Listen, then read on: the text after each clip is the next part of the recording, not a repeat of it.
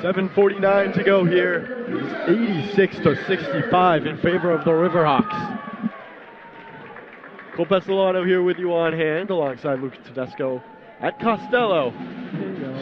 UMass, Lowell, and UMBC. A huge game in conference play. UMass Lowell 44-7 in conference action. UMBC 4-8. It's good for 7th and 8th in the conference, respectively. Take a look at the standings. Bryant's at 11-1. Maine and Vermont tied for second at 8-3. UAlbany at 5-6. And tied for fifth is Binghamton and UNH, both at 5-7. UMass Lowell a half step behind in seventh at 4-7. UMBC at 4-8 at 8th place. And NJIT at the bottom with just 2 wins in conference action. Let's take a quick look at the conference action taking place. We want to talk about the game of the year currently underway down at up in Burlington, pardon me. That is 24-25. We'll get the time remaining in that one in just a moment.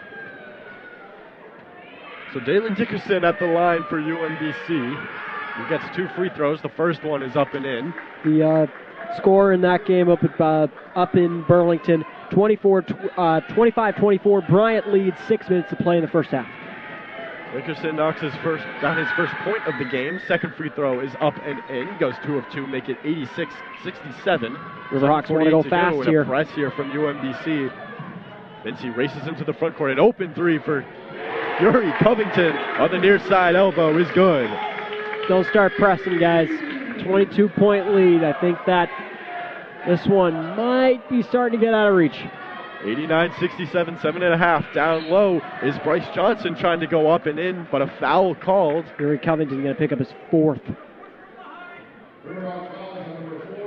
Yeah, so that's his 4th there for Yuri Covington. So who do they send in? I mean, it's going to be Cam Morris. He's got 3 himself, so it's kind of not great if you do, not great if you don't at this point. First free throw up and in for Bryce Johnson. He's up to 19 on the evening. And the Riverhawks are now in the penalty, so they are UMBC shooting free throws the rest of the way. 7:27 to go. That's the 7th foul on UMass Lowell. Second free throw, no good. A good rebound there for Quentin Mincy as Dickerson was running over to grab it. Slowly across the timeline comes Martin Somerville. 7:16 to play. Tries to get an overhead pass down to Quentin Mincy. It was deflected by Banks into the hands of Mincy, who couldn't control it. Goes out of bounds with 7:12. Almost a spectacular recovery there from Cam Morris, but just couldn't hang on. Valentine takes it. We approach 7 to go. To the hands of Banks, who gives it up just short. Back across to Dickerson on the far side on the elbow, guarded closely by Max Brooks. Down to short. In the hands of Marcus Banks, right in front of his own bench. Starts his drive to his left, step back, immediately up in the air off the back iron, and then off the glass into the hands of Max Brooks. Somerville racing into the front court with Valentine on him. All in his right, goes to the left. Brooks down low, pump fake again. 2 pump fakes as he gets 2 guys up in the air. He's fouled on the second one. He's going back to the line. Yeah, 4th time he's going to the line. Free throws 4 and 5. And but interestingly, he's only got 5 rebounds on the night. I mean, usually he's good for a little bit more than that, but Quentin Mincy, he's got 9 so far. So, I mean, he's been swallowing up more rebounds this evening. Taking foul on Dalen Dickerson. No more to give for UMBC as Brooks misses the first free throw. Yeah, but as UMBC starting to empty out the bench. It's Devin Sapp and Tim Eze coming in. Eze just 14 minutes in conference action so far this year. He comes in with 6:34 to go. Brooks' second free throw in the air is good. It's at 90-68 with 6.5 to go. Brooks up to 26 on the night. Valentine with it on that Massachusetts logo. Gives it down to Sapp on the near side. Short swings out to Eze. Picks up his dribble, so he has to give it up. Tries to find Ace Valentine, but Somerville gets in the way, deflects it out. They'll say it's off of him. Stay retriever ball with 6:17. Struggling to get it in his short. He does into Sapp. Sapp dribbles into the paint and tries to get a bounce pass, but it's right into the hands of the Riverhawks. I don't know what he was thinking. No, not at all. Somerville with it, trying to slow things down as we approach 6 minutes. Somerville dribbles to his left, handoff for Blunt. Back over to Somerville, 6 minutes exactly. Here's Mincy trying to work on Sapp, but it leaves Somerville wide open for three off the front iron. Just too long of a three for Somerville there. Valentine straight away, drives into the paint, an acrobatic layup, puts it up and in, makes it 90-70 in favor of the Riverhawks. Under 6 to play. Morris with it. Good shovel pass over to Blunt into the front court. Blunt right in front of his own bench. He's got Dickerson on him before they switch. Somerville straight away with Valentine on him. Already half the shot clock down. Somerville on the far side on the elbow. Dribbles to his right. Stops on a dime before he starts his dribble again. Spins away, tries to put up the shot. No good, but Cam Morris right there to pick up the offensive rebound. Down low, Brooks a couple feet away. Can't get the bucket to go up and in. Just got to get something to go in at this point. I don't know what's up, why there's suddenly a lid on the rim. Sapp fires for up both three. teams. Hits every part of the bucket, but doesn't go through. We're under 5 to go. 90-70, a 20-point lead for UMass Lowell.